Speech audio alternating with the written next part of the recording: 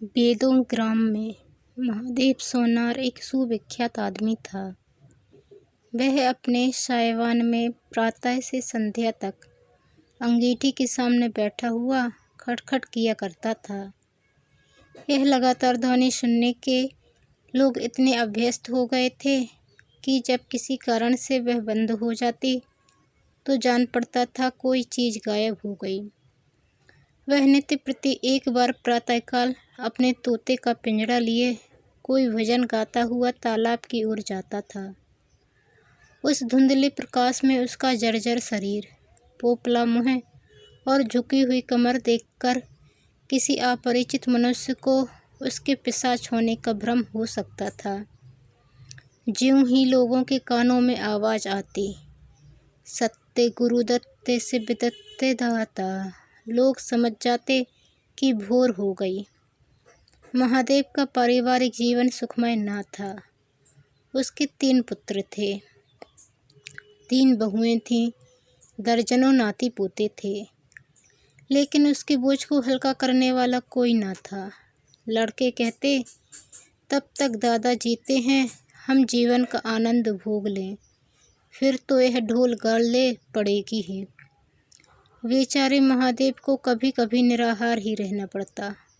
भोजन के समय उसके घर में साम्यवाद का ऐसा गगनभेदी निर्घोष होता कि वह भूखा ही उठाता और नारियल का हुक्का पीता हुआ सो जाता। उनका व्यावसायिक जीवन और भी अशांतिकारक था। यद्यपि वह अपने काम में निपुण था, उसकी खटाई औरों से कहीं ज़्यादा शुद्धिकारक और उसकी रासायनिक क्रियाएं कहीं ज़्यादा कष्टसाध्य थीं। तथापि उसे आए दिन शक्की और धैर्य शून्य प्राणियों के अपशब्द सुनने पड़ते थे। पर महादेव अविचलित गंभीर से सिर झुकाए सब कुछ सुना करता था। ज्यों ही यह कलंक शांत होता, वह अपने तोते की ओर देखकर पुकार उठता, सत्य गुरुदत्ते से विदत्ते दाता। इस मंत्र को जपते ही उसके चित्त को पूर्ण शांति प्राप्त हो जाती थी। एक दिन संयोगवश किसी लड़के ने पिंजड़े का द्वार खोल दिया। तोता उड़ गया। महादेव ने सिर उठाकर जो पिंजड़े की ओर देखा तो उसका कलेजा सन्ने से हो गया। तोता कहाँ गया? उसने फिर पिंजड़े को देखा। तोता गायब था। महादेव घबरा कर उठा और इधर उधर खप्रेलों पर निगाह दौड़ाने लगा। उसी संसार में कोई वस्तु अगर प्यारी थी तो वह यही तोता। लड़के वालों नाती पोतों से उसका जी भर गया था। लड़कों की चुलबुल से उसके काम में विघ्न पड़ता था। बेटों से उसे प्रेम न था, इसलिए नहीं कि वे निकम्मे थे, बल्कि इसलिए कि उनके कारण वह अपने आनंददायी कुल्हड़ों की नियमित संख्या से वंचित रह जाता था। पड़ोसियों से उसे चिढ़ थी, इसलिए कि वे अंगीठी से आग निकाल ले जाते थे। इन समस्त विघ्न बाधाओं से उसके लिए कोई पनाहती तो यही तोता था। इससे उसे किसी प्रकार का कष्ट न होता था। वह अब उस अवस्था में था जब मनुष्य को शांति भोग के सिवा और कोई इच्छा नहीं रहती। तोता एक खप्रेल पर बैठा था। महादेव ने पिंजरा उतार लिया और उसे दिखाकर कहने लगा, आह आह सत्य गुरुदत्त से विदाता। लेकिन गांव और घर के लड़के एकत्र होकर चिल्लाने और तालियां बजाने लगे। ऊपर से कौओं ने कांव कांव की रट लगाई। तोता उड़ा और गांव से बाहर निकलकर एक पेड़ पर जा बैठा। महादेव खाली पिंजड़ा लिए उसके पीछे दौड़ा सो दौड़ा। लोगों को उसकी दूरगामिता का अचंभा हो रहा था। मोह की इससे सुंदर, इससे सजीव, इससे भावमय कल्पना नहीं की जा सकती। दोपहर हो गई थी। किसान लोग खेतों से चले आ रहे थे। उन्हें विनोद का अच्छा अवसर मिला। महादेव को चिढ़ाने में सभी को मज़ा आता था। किसी ने कंकड़ फेंके, किसी ने तालियां बजाईं। तोता फिर उड़ा और वहां से दूर आम के बाग में एक पेड़ की फुनगी पर जा बैठा। महादेव फिर खाली पिंजड़ा लिए मेढक की भांति उचकता चला। बाग में पहुंचा तो पैर के तलुओं से आग निकल रही थी। सिर चक्कर खा रहा था। जब जरा सावधान हुआ तो फिर पिंजड़ा उठाकर कहने लगे, सत्य गुरुदत्ते शिवदत्ते दाता। तोता फुनगी से उतरकर नीचे की एक डाल पर आ बैठा, किंतु महादेव की ओर सशंक नेत्रों से ताक रहा था। महादेव ने समझा डर रहा है। वह पिंजड़े को छोड़कर आप एक दूसरे पेड़ की आड़ में छिप गया। तोते ने चारों ओर गौर से देखा, निशंक हो गया, उतरा और आकर पिंजड़े के ऊपर बैठ गया। महादेव का हृदय उछलने लगा। सत्य गुरुदत्ते शिवदत्ते दाता का मंत्र जपता हुआ धीरे धीरे तोते के समीप आया और लपका कि तोते को पकड़ ले, किंतु तोता हाथ न आया। फिर पेड़ पर आ बैठा। शाम तक यही हाल रहा। तोता कभी इस डाल पर जाता, कभी उस डाल पर, कभी पिंजड़े पर आ बैठता, कभी पिंजड़े के द्वार पर बैठे अपने दाना पानी की प्यालियों को देखता और फिर उड़ जाता। बुढ़ा अगर मूर्तिमान मोह था तो तोता मूर्तिमय माया। यहाँ तक कि शाम हो गई। माया और मोह का यह संग्राम अंधकार में विलीन हो गया। रात हो गई। चारों ओर निबिड़ अंधकार छा गया। तोता न जाने पत्तों में कहाँ छिपा बैठा था। महादेव जानता था कि रात को तोता कहीं उड़कर नहीं जा सकता और न पिंजड़े ही में आ सकता है। फिर भी वह उस जगह से हिलने का नाम न लेता था। आज उसने दिन भर कुछ नहीं खाया। रात के भोजन का समय भी निकल गया। पानी की बूंद भी उसके कंठ में न गई, लेकिन उसे न भूख थी न प्यास। तोते के बिना उसे अपना जीवन निस्सार, शुष्क और सूना जान पड़ता था। वह दिन रात काम करता था, इसलिए कि यह उसकी अंतः प्रेरणा थी। जीवन के और काम इसलिए करता था कि आदत थी। इन कामों में उसे अपनी सजीवता का लेश मात्र भी ज्ञान न होता था। तोता ही वह वस्तु था जो उसे चेतना की याद दिलाता था। उसका हाथ से जाना जीव का देह त्याग करना था। महादेव दिन भर का भूखा प्यासा थका मांदा रह रह कर झपकियाँ ले लेता था, किंतु एक क्षण में फिर चौंक कर आंखें खोल देता और उस विस्तृत अंधकार में उसकी आवाज़ सुनाई देती, सत्य गुरुदत्ते शिवदत्ते दाता। आधी रात गुजर गई थी। सहसा वह कोई आहट पाकर चौंका। देखा, एक दूसरे वृक्ष के नीचे एक धुंधला दीपक जल रहा है और कई आदमी बैठे हुए आपस में कुछ बातें कर रहे हैं। वे सब चिलम पी रहे थे। तंबाकू की महक ने उसे अधीर कर दिया। उच्च स्वर से बोला, सत्य गुरुदत्ते शिवदत्ते दाता, और उन आदमियों की ओर चिलम पीने चला गया। किंतु जिस प्रकार बंदूक की आवाज़ सुनते ही हिरण भाग जाते हैं, उसी प्रकार उसे आते देख सब के सब उठकर भागे। कोई इधर गया, कोई उधर। महादेव चिल्लाने लगा, ठहरो ठहरो। एकाएक उसे ध्यान आ गया, ये सब चोर हैं। वह जोर से चिल्ला उठा, चोर चोर, पकड़ो पकड़ो। चोरों ने पीछे फिर कर ना देखा। महादेव दीपक के पास गया तो उसे एक मलसा रखा हुआ मिला, जो मूर्छे से काला हो रहा था।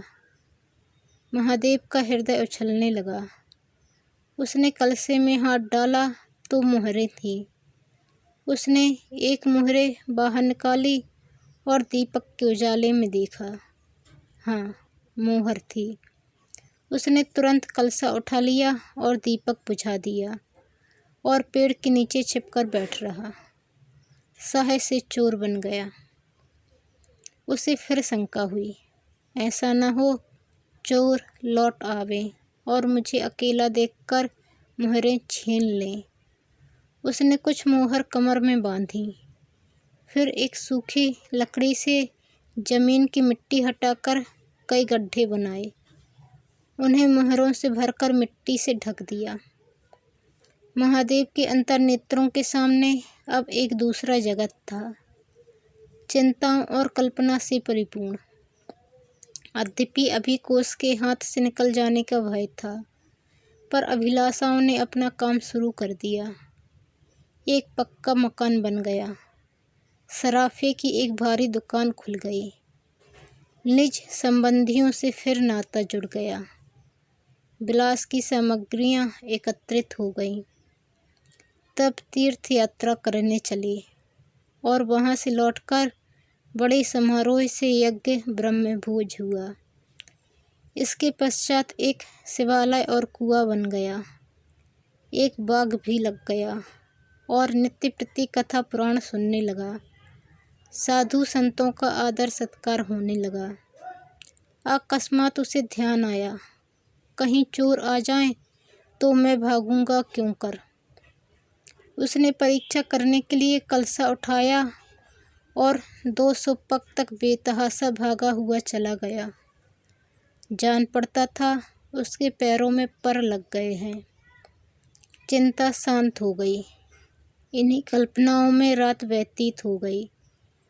उषा का आगमन हुआ, हवा जागी, चिड़ियां गाने लगीं। सहसा महादेव के कानों में आवाज आई, सत्य गुरुदत्त शिवदत्त दाता, राम के चरण में चित्त लगा। यह बोल सदैव महादेव की जिह्वा पर रहता था। दिन में सहस्त्रों ही बार ये शब्द उसके मुँह से निकलते थे, पर उनका धार्मिक भाव कभी भी उसके अंतःकरण को स्पर्श न करता था। जैसे किसी बाजे से राग निकलता है, उसी प्रकार उसके मुँह से यह बोल निकलता था, निरर्थक और प्रभाव शून्य। तब उसका हृदय रूपी वृक्ष पत्र पल्लव विहीन था। यह निर्मल वायु उसे गुंजरित न कर सकती थी, पर अब उस वृक्ष में कोपले और शाखाएं निकल आई थीं। इन वायु प्रवाह से झूम उठा, गुंजित हो गया। अरुणोदय का समय था। प्रकृति एक अनुरागमय प्रकाश में डूबी हुई थी। उसी समय तोता पैरों को जोड़े हुए ऊंची डाल से उतरा, जैसे आकाश से कोई तारा टूटे, और आकर पिंजड़े में बैठ गया। महादेव प्रफुल्लित होकर दौड़ा और पिंजड़े को उठाकर बोला, आओ आत्माराम, तुमने कष्ट तो बहुत दिया, पर मेरा जीवन भी सफल कर दिया। अब तुम्हें चांदी के पिंजड़े में रखूंगा और सोने से मर दूंगा। उसके रोम रोम के परमात्मा के गुण अनुवाद की ध्वनि निकलने लगी। प्रभु तुम कितने दयावान हो, यह तुम्हारा असीम वात्सल्य है, नहीं तो मुझ पापी पतित प्राणी कब इस कृपा की योग्य था। इस पवित्र भावों में आत्मा विह्वल हो गई। वह अनुरक्त होकर कह उठा, सत्य गुरुदत्त शिवदत्त दाता, राम के चरण में चित्त लागा। उसने एक हाथ में पिंजड़ा लटकाया, बगल में कलसा दबाया और घर चला। महादेव घर पहुंचा तो अभी कुछ अंधेरा था। रास्ते में एक कुत्ते के सिवा और किसी से भेंट न हुई, और कुत्ते को मोहरों से विशेष प्रेम नहीं होता। उसने कलसे को एक नाद में छिपा दिया और कोयले से अच्छी तरह ढककर अपनी कोठरी में रख आया। जब दिन निकल आया तो वह सीधे पुरोहित के घर पहुंचा। पुरोहित पूजा कर बैठे सोच रहे थे, कल ही मुकदमे की पेशी है और अभी तक हाथ में कौड़ी भी नहीं। यजमानों में कोई सांस भी लेता। इतने में महादेव ने पालागन की। पंडित जी ने मुँह फेर लिया। यह अमंगल मूर्ति कहाँ से आ पहुँची, मालूम नहीं। दाना भी मयस्सर होगा या नहीं। रुष्ट होकर पूछा, क्या है जी, क्या कहते हो? जानते नहीं, हम इस समय पूजा पर रहते हैं। महादेव ने कहा, महाराज, आज मेरे यहाँ सत्यनारायण की कथा है। पुरोहित जी विस्मित हो गए। कानों पर विश्वास न हुआ। महादेव के घर कथा का होना उतनी ही असाधारण घटना थी जितनी अपने घर से किसी भिखारी के लिए भीख निकालना। पूछा, आज क्या है? महादेव बोला, कुछ नहीं, ऐसी इच्छा हुई कि आज भगवान की कथा सुन लूं। प्रभात ही से तैयारी होने लगी। वेदों के निकटवर्ती गांवों में सुपारी फिरी। कथा के उपरांत भोज का भी न्योता था। जो सुनता आश्चर्य करता, आज रेत में दूब कैसे जमी। संध्या समय जब सब लोग जमा हो गए और पंडित जी अपने सिंहासन पर विराजमान हुए, तो महादेव खड़ा होकर उच्च स्वर में बोला, भाइयों, मेरी सारी उम्र छल कपट में कट गई। मैंने न जाने कितने आदमियों को दगा दी, कितने खरों को खोटा किया, पर अब भगवान ने मुझ पर दया की है। वह मेरे मुख की कालिक को मिटाना चाहते हैं। मैं आप सब भाइयों से ललकार कर कहता हूँ कि जिसका मेरे जिम्मे जो कुछ निकलता हो, जिसकी जमा मैंने मार ली हो, जिसके चोखे माल का खोटा कर दिया हो, वह आकर अपनी एक एक कौड़ी चुका ले। अगर कोई यहाँ न आ सका हो तो आप लोग उससे जाकर कह दीजिए, कल से 1 महीने तक जब जी चाहे आए और अपना हिसाब चुकता कर ले। गवाही साखी का काम नहीं। सब लोग सन्नाटे में आ गए। कोई मार्मिक भाव से सिर हिलाकर बोला, हम कहते न थे। किसी ने अविश्वास से कहा, क्या खा कर भरेगा, हजारों को टोटल हो जाएगा। एक ठाकुर ने ठठोली की, और जो लोग सुरधाम चले गए? महादेव ने उत्तर दिया, उसके घरवाले तो होंगे। किंतु इस समय लोगों को वसूली की इतनी इच्छा न थी जितनी यह जानने की थी कि इसे इतना धन मिल कहाँ से गया। किसी को महादेव के पास आने का साहस न हुआ। देहात के आदमी थे, गड़े मुर्दे उखाड़ना क्या जाने। फिर प्राय लोगों को याद भी न था कि उन्हें महादेव से क्या पाना है, और ऐसे पवित्र अवसर पर भूल चूक हो जाने का भय उनका मुंह बंद किए हुए था। सबसे बड़ी बात यह थी कि महादेव की साधुता ने उन्हें वशीभूत कर लिया था। अचानक पुरोहित जी बोले, तुम्हें याद है, मैंने एक कंठा बनाने के लिए सोना दिया था। तुमने कई मासे तौल में उड़ा दिए थे। महादेव, हाँ याद है। आपका कितना नुकसान हुआ होगा? पुरोहित, 50 रुपये से कम ना होगा। महादेव ने कमर से 2 मोहरें निकाली और पुरोहित जी के सामने रख दी। पुरोहित जी की लोलुपता पर टीकाएं होने लगी। यह बेईमानी है। बहुत हो तो 2-4 रुपये का नुकसान हुआ होगा। बेचारे से 50 रुपये ऐंठ लिए। नारायण का भी डर नहीं, बनने को पंडित, पर नीयत ऐसी खराब। राम राम। लोगों को महादेव पर एक श्रद्धा सी हो गई। 1 घंटा बीत गया, पर उन सहस्त्रों मनुष्यों में से एक भी खड़ा न हुआ। तब महादेव ने फिर कहा, मालूम होता है आप लोग अपना अपना हिसाब भूल गए हैं, इसलिए आज कथा होने दीजिए। मैं 1 महीने तक आपकी राह देखूंगा। इसके पीछे तीर्थ यात्रा करने चला जाऊंगा। आप सब भाइयों से मेरी विनती है कि आप मेरा उद्धार करें। 1 महीने तक महादेव लेनदारों की राह देखता रहा। रात को चोरों के भय से नींद न आती। अब वह कोई काम न करता। शराब का चस्का भी छूटा। साधु अभ्यागत जो द्वार पर आ जाते, उनका यथायोग सत्कार करता। दूर दूर उसका सुयश फैल गया। यहाँ तक कि महीना पूरा हो गया और एक आदमी भी हिसाब लेने न आया। अब महादेव को ज्ञान हुआ कि संसार में कितना धर्म, कितना सद्व्यवहार है। अब उसे मालूम हुआ कि संसार बुरों के लिए बुरा है और अच्छे के लिए अच्छा। इस घटना को हुए 50 वर्ष बीत चुके हैं। आप वेदों जाइए तो दूर ही से एक सुनहला कलश दिखाई देता है। वह ठाकुर द्वारे का कलश है। उससे मिला हुआ एक पक्का तालाब है जिसमें खूब कमल खिले रहते हैं। उसकी मछलियाँ कोई नहीं पकड़ता। तालाब के किनारे एक विशाल समाधि है। यही आत्माराम का स्मृति चिन्ह है। उसके संबंध में विभिन्न किंवदंतियाँ प्रचलित हैं। कोई कहता है वह रत्न जटित पिंजड़ा स्वर्ग को चला गया। कोई कहता है वह सत्य गुरुदत्त कहता हुआ अंतर्ध्यान हो गया। पर यथार्थ यह है कि उस पक्षी रूपी चंद्र को किसी बिल्ली रूपी राहु ने ग्रस लिया।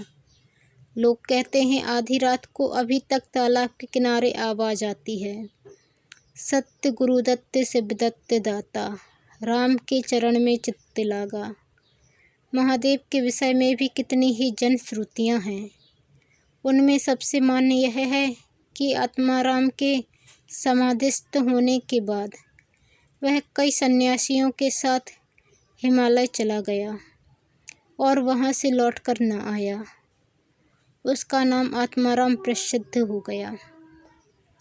दोस्तों, यदि आप चैनल पर नए आए हैं तो प्लीज़ चैनल को सब्सक्राइब कर बेल आइकन को क्लिक कर लें ताकि वीडियो अपलोड होते ही आपको नोटिफिकेशन मिल सके। कहानी पसंद आने पर वीडियो को लाइक और शेयर ज़रूर करें। धन्यवाद।